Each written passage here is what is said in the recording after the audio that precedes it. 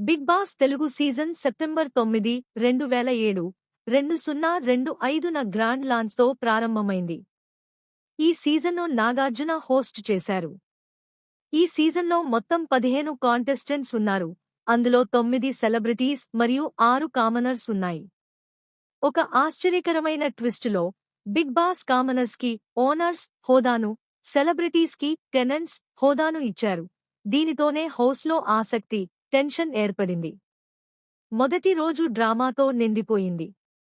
కాంటెస్టెంట్స్కు వంట, గృహపని, వాషింగ్ వంటి పనులు అప్పగించబడ్డాయి.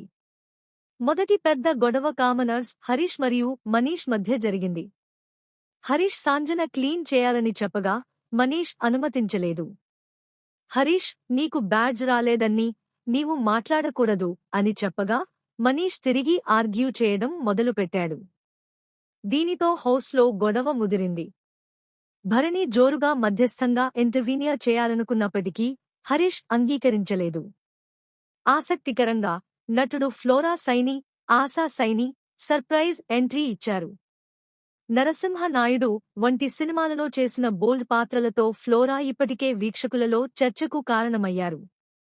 మరో షాకింగ్ మోమెంట్లో బిగ్ బాస్ టెనెంట్స్ని వెంటనే హౌస్ విడిచి వెళ్లమని, వారి ఫుడ్ ప్లేట్స్ ఇవ్వమని చెప్పాడు.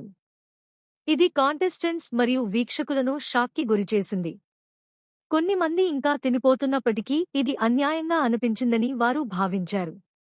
మొత్తంగా డే 1 ఈ సీజన్లో హైవోల్టేజ్ డ్రామా, గొడవలు, ఆశ్చర్యాలు మరియు అనుకోని ట్విస్టులతో ప్రారంభమై అభిమానులను తదుపరి సంఘటనలను ఆసక్తిగా ఎదురుచూడటానికి ప్రేరేపించింది.